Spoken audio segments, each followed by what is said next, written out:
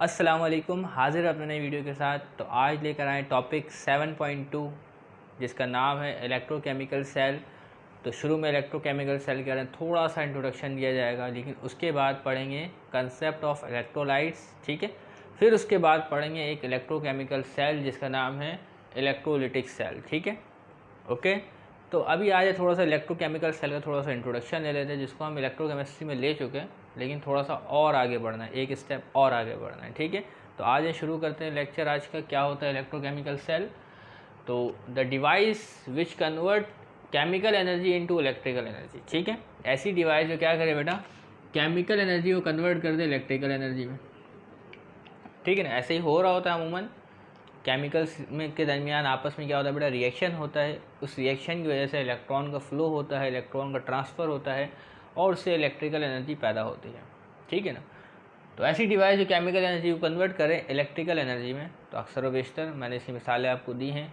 इसमें एक टीवी का रिमोट जो इस्तेमाल होता है, उसमें क्या होता है बेटा, कुछ केमिकल्स मौजूद होते हैं जिनमें रिडॉक्स रिएक्शन होता है, और उसकी वजह से क्या बेटा, इलेक्ट्रॉन का जब फ्लो होता है तो इलेक्ट्रिसिटी पैदा होती है। The device which convert chemical energy into electrical energy और electrical energy into chemical energy, ठीक है। तो ऐसी चीज़ को हम क्या बोलेंगे, by using redox reaction are called electrochemical cell. तो पहली बात तो समझ में आ गई, केमिकल एनर्जी से इलेक्ट्रिकल एनर्जी। अब इसी तरीके इलेक्ट्रिकल एनर्जी को कन्वर्ट कर दे बेटा केमिकल एनर्जी में। जब आपकी बैटरी डिस्चार्ज हो जाती है तो आप उसको क्या करते हैं बेटा, इलेक्ट्रिसिटी की मदद से दोबारा उस केमिकल में क्या करते हैं बेटा, एनर्जी फीड कर देते हैं, ठीक है ना। तो इलेक्ट्रिकल एनर्जी कन्वर्ट हो जाती है किसमें बेटा, केमिकल एनर्जी में, ठीक है ना। रिएक्शन दोबारा हो जाता है, फिर आप चार्जिंग से निकाल फिर दोबारा इस्तेमाल करते हैं। जो केमिकल रिएक्शन है वो दोबारा होता है और इलेक्ट्रिकल एनर्जी हो जाती आपके पास हासिल हो जाती है। तो चार्जिंग डिस्चार्जिंग में भी क्या हो रहा है बेटा, यही प्रोसीजर अपनाया जा रहा है, ओके। तो इलेक्ट्रोकेमिकल सेल क्या बेटा, केमिकल एनर्जी को कन्वर्ट कर दे इलेक्ट्रिकल एनर्जी में और इलेक्ट्रिकल एनर्जी को कन्वर्ट कर सके केमिकल एनर्जी में, तो बाय यूजिंग रिडॉक्स रिएक्शन। तो ऐसे रिएक्शन को ऐसे सेल को हम क्या बोलते हैं बेटा, इलेक्ट्रोकेमिकल सेल कहते हैं, ठीक है। जिसमें इलेक्ट्रॉन का फ्लो भी हो रहा है और केमिकल के रिएक्शन भी आपस में हो रहे हैं, ठीक है। इसी वजह से इसको इलेक्ट्रोकेमिकल सेल कहा जाता है, ठीक है। तो आइए इलेक्ट्रोकेमिकल सेल की तरफ बढ़ते हैं एक कदम और। इलेक्ट्रोकेमिकल सेल होता कैसे, ठीक है।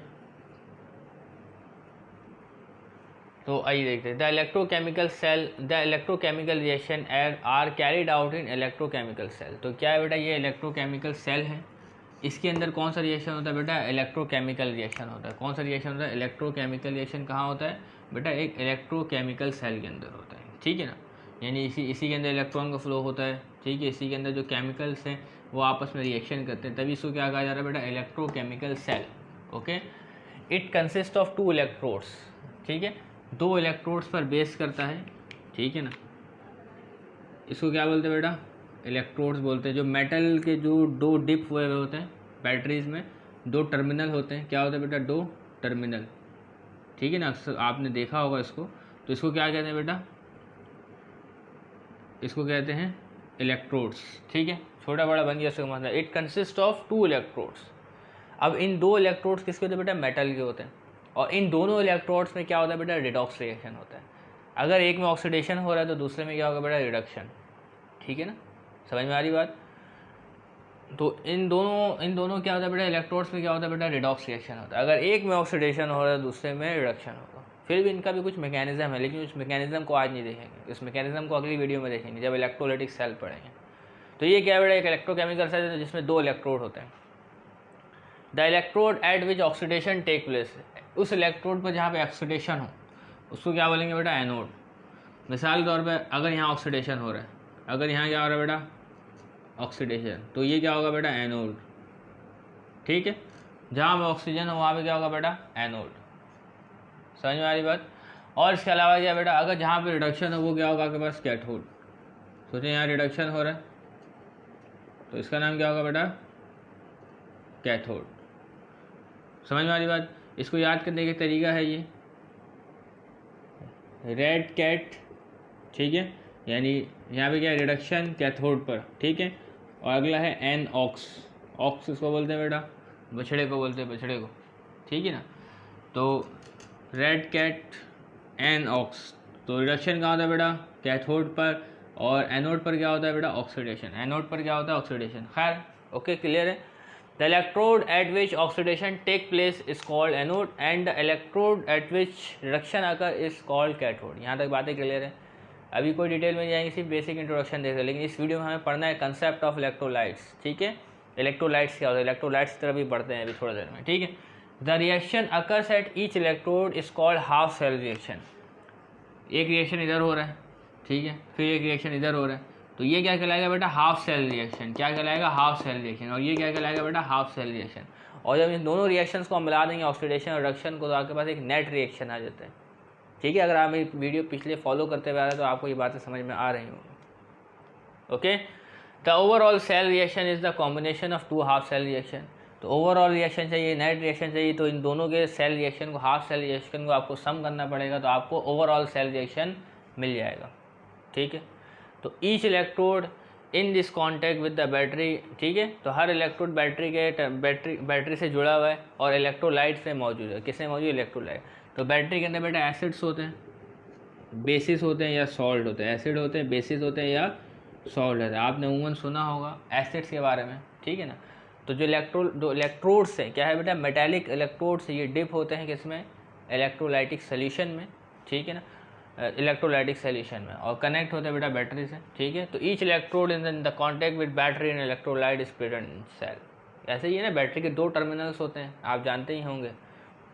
तो electrochemical cell are of two types, तो एक है इलेक्ट्रोलाइटिक सेल और एक है गैल्वेनिक या वोल्टाइक सेल। तो इससे आने वाली वीडियो में हम इलेक्ट्रोलाइटिक सेल को पढ़ेंगे बिल्कुल तफसील से, लेकिन आज पढ़ेंगे हम कंसेप्ट ऑफ इलेक्ट्रोलाइट्स। ठीक है, इसके बाद हम बढ़ते हैं इलेक्ट्रोलाइट्स की तरफ। इलेक्ट्रोलाइट्स की भी मुख्तलिफ इक़साम है, स्ट्रॉन्ग इलेक्ट्रोलाइट्स और वीक इलेक्ट्रोलाइट्स। ठीक है, बढ़ते हैं उसकी तरफ। तो कंसेप्ट ऑफ इलेक्ट्रोलाइट को समझ लेते हैं। ठीक है, यहाँ पे कुछ पहले से ही निशानात लगे हुए, इससे पहले मैं वीडियो बना चुका हूँ, लेकिन हुआ क्या, बदकिस्मती से साउंड ही रिकॉर्ड नहीं हुआ, कुछ एरर, टेक्निकल फॉल्ट आ गया, तो मुझे दोबारा रिकॉर्ड करनी पड़ी। ठीक है, तो कंसेप्ट ऑफ इलेक्ट्रोलाइट को समझ लेते हैं। इससे पहले आपने तमाम चीज़ें देख ली हैं। ठीक है, इलेक्ट्रोकेमिकल सेल का इंट्रोडक्शन थोड़ा बहुत, जिसमें ऑक्सीडेशन कहाँ होता है और रिडक्शन कहाँ होता है। तो उसी इलेक्ट्रोलाइटिक सेल के अंदर बेटा इलेक्ट्रोलाइट्स मौजूद होते हैं। ठीक है, तो इलेक्ट्रोलाइट्स का काम क्या होता है बेटा, इलेक्ट्रोलाइट्स जो है वो इलेक्ट्रिसिटी को कंडक्ट करते हैं। ठीक है, जबकि एक और चीज़ होती है नॉन इलेक्ट्रोलाइट, वो क्या है बेटा, इलेक्ट्रिसिटी को कंडक्ट नहीं कर सकती। अब इलेक्ट्रोलाइट्स में भी फ़र्क है, एक होता है स्ट्रॉन्ग इलेक्ट्रोलाइट्स और एक होता है वीक इलेक्ट्रोलाइट्स। तो स्ट्रॉन्ग इलेक्ट्रोलाइट्स क्या होगा बेटा, वो बेटर कंडक्टर होगा, वो आसानी से और ज़्यादा से ज़्यादा इलेक्ट्रिसिटी कंडक्ट करेगा, जबकि वीक इलेक्ट्रोलाइट होगा तो उसकी एफिशिएंसी इतनी बेहतर नहीं होगी। ठीक है, तो आइए इसे पढ़ते हैं, समझते हैं। बातें तो आपको समझ में आ गई होंगी तकरीबन। ठीक है, तो इलेक्ट्रोलाइट्स क्या होता है बेटा, are electrovalent substance. Chapter 4 chemical bonding में आपने इलेक्ट्रोवैलेंट का नाम सुना होगा, आयनिक कंपाउंड के साथ, आयनिक बॉन्ड के साथ। तो इलेक्ट्रोलाइट क्या होता है बेटा, वो इलेक्ट्रोवैलेंट होते हैं, यानी उनमें चार्जेस मौजूद होते हैं, पॉजिटिव आयन और नेगेटिव आयन। ठीक है, that forms ion in solution. तो जब वो सॉल्यूशन में जाते हैं, वाटर में अगर हल होते हैं, मिसाल तौर पर अगर आप आयनिक कंपाउंड को NaCl को क्या करें बेटा, वाटर में हल कर दें, तो Na+Cl- में क्या हो जाएगा बेटा, आयन्स में कन्वर्ट हो जाएगा। तो क्या होता है बेटा, electrolytes are electrovalent system that forms ions in solution, that forms ions in solution, इस तरीके से। ठीक है, अगर HCl का तो H+ और Cl-। ठीक है ना, okay. Which conduct an electric current. ठीक है, विच कंडक्ट एन इलेक्ट्रिक करंट। तो इलेक्ट्रोलाइट्स जो है बेटा वो इलेक्ट्रिक करंट को कंडक्ट कर सकते हैं। ठीक है, due to ions, due to the ions. Okay, positive और नेगेटिव। इसी तरीके से इलेक्ट्रोलाइट्स कौन कौन से होते हैं बेटा, एसिड्स के इलेक्ट्रोलाइट्स भी होते हैं, बेस के होते हैं और सॉल्ट के भी इलेक्ट्रोलाइट्स होते हैं। ठीक है, तो इन तीनों का इस्तेमाल किया जा सकता है, लेकिन सबकी कंडीशंस अलग अलग हो सकती हैं। ठीक है ना, तो acid, basis and salt in molten और एक्वस सोल्यूशन। तो इन तीनों की क्या है बेटा, मोल्टन स्टेट हो या एक्वस सोल्यूशन हो। मोल्टन क्या होता है बेटा, फ्यूज स्टेट होती है। ठीक है ना, तो इन तीनों को क्या है बेटा, बतौर इलेक्ट्रोलाइट इस्तेमाल किया जा सकता है, एसिड, बेसिस एंड सॉल्ट्स को। ठीक है, सॉल्ट्स क्या होते हैं, इनके बारे में आपको अगर ना पता हो, सॉल्ट क्या होता है बेटा, एसिड और बेस की न्यूट्रलाइजेशन की वजह से बनता है। ठीक है, आइए इसको देख लेते हैं थोड़ी देर में। तो some strong and weak electrolytes are shown below. तो यहाँ पे टेबल्स में कुछ स्ट्रॉन्ग इलेक्ट्रोलाइट और कुछ वीक इलेक्ट्रोलाइट्स मौजूद हैं, तो आइए इन्हें देख लेते हैं। ठीक है, स्ट्रॉन्ग इलेक्ट्रोलाइट क्या होता है बेटा, वो क्या होंगे, पूरे आयंस में कन्वर्ट हो जाएंगे, पूरे आयंस में कन्वर्ट हो जाएंगे। अभी इक्वेशन लिखूंगा, आप उसे देखिएगा ज़रूर। ठीक है, तो एसिड्स, तो एसिड्स में स्ट्रॉन्ग इलेक्ट्रोलाइट कौन है बेटा, HCl, HNO3 और H2SO4। और उसके अलावा हाइड्रोजन आयोडाइड लिखा हुआ है, ठीक है। तो ये क्या है बेटा आपके पास स्ट्रॉन्ग इलेक्ट्रोलाइट्स है, क्या है HCl क्या है बेटा आपके पास स्ट्रॉन्ग इलेक्ट्रोलाइट। अगर आप इसको पानी में डिजोल्व करें तो ये पूरा HCl जो है वो कन्वर्ट हो जाएगा किसमें बेटा, आपके पास कन्वर्ट हो जाएगा, ठीक है ना। ये HCl को किस में डिजोल्व करें बेटा, वाटर में डिजोल्व करें, ठीक है। तो ये जो HCl है पूरा का पूरा आयनाइज हो जाएगा, ठीक है, पूरा का पूरा 100% आयनाइज हो जाएगा कम्प्लीटली, ठीक है। इसी तरह HNO3 है वो भी क्या हो जाएगा बेटा, पूरा का पूरा आयनाइज हो जाएगा, आइंस में तब्दील हो जाएगा। जब आइंस में तब्दील हो जाएगा तो इलेक्ट्रिसिटी आसानी से कंडक्ट होगी, क्योंकि ये जो आइंस है वो आसानी से इसके अंदर क्या कर सकते हैं बेटा, मूव आउट कर सकते हैं, ठीक है।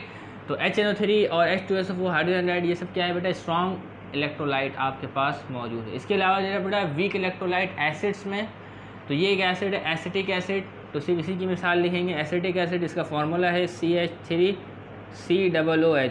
तो ये क्या है बेटा, वीक एसिड है। कौन सा एसिड है बेटा, वीक एसिड। तो जब इसको हम किस में डिज़ोल्व करते हैं बेटा, वाटर में डिज़ोल्व करते हैं H2O में, तो क्या बनेगा आपके पास बेटा H3O, इसमें से जो एक H निकल जाएगा यहाँ से, ठीक है। तो ये H2O के साथ ऐड होकर क्या हो जाएगा बेटा, H3O हो जाएगा। क्यों, क्योंकि जो H जा रहा है ये सिर्फ प्रोटॉन जा रहा है, क्या जा रहा है बेटा, प्रोटॉन अपने इलेक्ट्रॉन ऑक्सीजन को देकर जा रहा है, अपने इलेक्ट्रॉन किसको देकर जा रहा है बेटा, ऑक्सीजन को देकर जा रहा है। क्यों देकर जा रहा है, क्योंकि ऑक्सीजन की इलेक्ट्रोनेगेटिविटी ज़्यादा होती है, तो सिर्फ हाइड्रोजन के जो प्रोटॉन है सिर्फ वही जाएगा, इलेक्ट्रॉन अपना देकर जाएगा, तभी इसके ऊपर क्या आ रहा है बेटा, नेगेटिव चार्ज आ रहा है, ठीक है। खैर वैसे ये जो है आपके पास एसिटिक एसिड, तो इसके रिएक्शन इस तरीके से लिखाएगा आपके पास, रिवर्सिबल, ये है इरिवर्सिबल, डायरेक्ट रिएक्टेंट से प्रोडक्ट, ये क्या है बेटा, रिवर्सिबल, रिएक्टेंट से प्रोडक्ट ही बन रहा है और प्रोडक्ट से रिएक्टेंट ही बन रहा है। तो ये क्या है बेटा आपके पास, इसमें जो आपके पास जो आइंस बनते हैं ये पार्शियल होते हैं, ठीक है ना, जबकि ये बिल्कुल कम्प्लीटली आयोनाइज हो जाते हैं, जबकि ये कम्प्लीटली आयोनाइज नहीं होते। तो इस वजह से ये क्या है बेटा, वीक इलेक्ट्रोलाइट से, ठीक है। जिस तरीके से एसिड में मिसाल है उसी तरीके से किससे मिसाल है बेटा, बेस में भी मिसालें हैं, ठीक है। तो आइए बेस को भी देख लेते हैं, ठीक है। इसको मैं रब कर देता हूँ। बेस में देखिए हमारे पास KOH है, NOH है, तो यहाँ पे मैं NaOH को पिक कर लेता हूँ, ठीक है। तो NaOH क्या है बेटा, अल्कली बेस है। अगर इसको भी हम किस में डिज़ोल्व करें बेटा, वाटर में डिज़ोल्व करें, ठीक है, तो इसमें आपके पास क्या बनेगा, ये जो आपके पास Na और OH है ये क्या हो जाएगा बेटा, आपके पास अलग-अलग हो जाएंगे, ठीक है। तो अगर मैं इसको पानी में डिज़ोल्व करूँ तो ये आपके पास बन जाएगा Na+ और OH-, ठीक है। तो इस तरीके से ये आपके पास मौजूद होगा, ठीक है। तो ये क्या है बेटा, ये जो स्ट्रॉन्ग बेस है NaOH, तो ये कम्प्लीटली क्या हो जाएगा आपके पास, आयोनाइज हो जाएगा, क्लियर है, ठीक है। आगे बढ़ते हैं। तो आगे देखिएगा, आगे देखिएगा जो हमारे पास मौजूद है एक वीक इलेक्ट्रोलाइट, लेकिन वो बेस है। तो यहाँ पे NH4OH, CaOH2, calcium hydroxide, ammonium hydroxide और मैग्नीशियम हाइड्रोक्साइड, ठीक है। यहाँ पे जो मौजूद था इसका नाम देखिए, acetic acid, hydrogen sulphide, carbonic acid, potassium hydroxide, sodium hydroxide, lithium hydroxide, ammonium hydroxide, calcium hydroxide, magnesium hydroxide, okay. तो वीक इलेक्ट्रोलाइट जो है ये तो स्ट्रॉन्ग है, कम्प्लीटली क्या हो जाएगा आपके पास, आयोनाइज हो जाएगा। लेकिन अगर NH4OH आपके पास क्या है बेटा, NH4OH, इसको भी आप किस में डिज़ोल्व करें बेटा, पानी में, तो ये NH4OH भी क्या हो जाएगा आपके पास, NH4 और OH-, ठीक है। तो इसमें क्या हो जाएगा बेटा, ये आयोनाइज हो जाएगा और इलेक्ट्रोलाइटिक सेल में आसानी से मूव करने लगेगा, ठीक है ना। तो ये थे हमारा बेटा बेसिस की मिसाल है, ठीक है। अब आगे बढ़ते हैं किधर, सॉल्ट में। तो सॉल्ट में हमारे पास मौजूद है बेटा पोटेशियम आयोडाइड, सोडियम क्लोराइड और कॉपर सल्फेट। तो यहाँ सोडियम क्लोराइड की मिसाल को लिखते हैं, ठीक है। तो सोडियम क्लोराइड हमारे पास NaCl, इसको भी क्या करें बेटा, पानी में आप डिज़ोल्व करें तो Na+ और Cl-। तो ये भी क्या है बेटा, एक इलेक्ट्रोलाइट के तौर पे काम करेगा, क्योंकि इसमें क्या मौजूद है, आइंस, क्या मौजूद है बेटा, आइंस। इसके तमाम पिछले जो एग्जाम मिलेगी सब में क्या मौजूद है बेटा, आइंस। तो अगर आइंस होंगे तभी आपका इलेक्ट्रिसिटी कंडक्ट होगा, ठीक है, क्लियर। इसके अलावा जो वीक इलेक्ट्रोलाइट है इसमें आपके पास देख लें, वीक इलेक्ट्रोलाइट इसको ले लें KHCO3। तो इसको भी अगर आप पानी में डिज़ोल्व करते हैं तो ये इस तरीके से होगा HCO3, ठीक है। तो KHCO3 क्या बेटा, अगर वीक इलेक्ट्रोलाइट है, कम्प्लीटली आयोनाइज नहीं होगा, ठीक है, क्लियर। तो उम्मीद करते हैं आपको स्ट्रॉन्ग इलेक्ट्रोलाइट्स और वीक इलेक्ट्रोलाइट्स का कंसेप्ट समझ में आ गया हो। स्ट्रॉन्ग इलेक्ट्रोलाइट बेटा कम्प्लीटली आयोनाइज हो जाएंगे, जबकि वीक इलेक्ट्रोलाइट कम्प्लीटली आयोनाइज नहीं होगा। ओके, तो इलेक्ट्रोलाइट्स के बारे में आपको क्लियर है, तो पता होना चाहिए आपको इलेक्ट्रोलाइट्स के बारे में। ठीक है, अब पढ़ते हैं बेटा नॉन इलेक्ट्रोलाइट्स क्या होते हैं। तो इलेक्ट्रोलाइट्स का उलट क्या होगा बेटा, नॉन इलेक्ट्रोलाइट होगा। इलेक्ट्रोलाइट में इलेक्ट्रोवैलेंट सब्सटेंस है, आयनिक सब्सटेंस, पोलर सब्सटेंस, जबकि आगे नॉन इलेक्ट्रोलाइट में क्या होगा बेटा, कोवलेंट सब्सटेंस। ठीक है, non electrolytes are covalently substance which furnish neutral molecule. ठीक है, तो नॉन इलेक्ट्रोलाइट सब्सटेंस क्या होगा बेटा, जब उसको आप पानी में डिजोल्व करेंगे। ठीक है, मिसालें यहाँ पे है शुगर, अल्कोहल, शुगर को भी पिक करते हैं हम। ठीक है, तो शुगर को आप पानी में डिजोल्व करें, डिजोल्व हो जाएगा, हल हो जाएगा, लेकिन वो अपने अंदर से इलेक्ट्रिसिटी कंडक्ट नहीं करेगा क्योंकि उसके सॉल्यूशन में कोई आयंस मौजूद नहीं होंगे। ठीक है, ये जो है बेटा फर्निश कर रहे हैं न्यूट्रल मॉलिक्यूल एक्वस सॉल्यूशन में। न्यूट्रल मॉलिक्यूल, जब तक मॉलिक्यूल न्यूट्रल होगा कोई इलेक्ट्रिसिटी कंडक्ट नहीं होगी। तो इलेक्ट्रिसिटी कंडक्ट होने के लिए शर्त क्या बेटा, आयंस। तो non electrolytes are covalently substances which furnish neutral molecules in solution. Clear, their water solution do not conduct electricity. Example sugar, alcohol, benzene, urea, glucose, ये तमाम क्या बेटा आपके पास कोवलेंट सब्सटेंस है।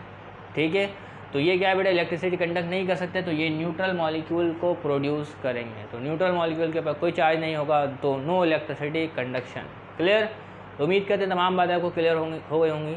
ठीक है, तब तक के लिए इजाज़त दीजिएगा, दुआ में याद रखिएगा। अल्लाह हाफिज़।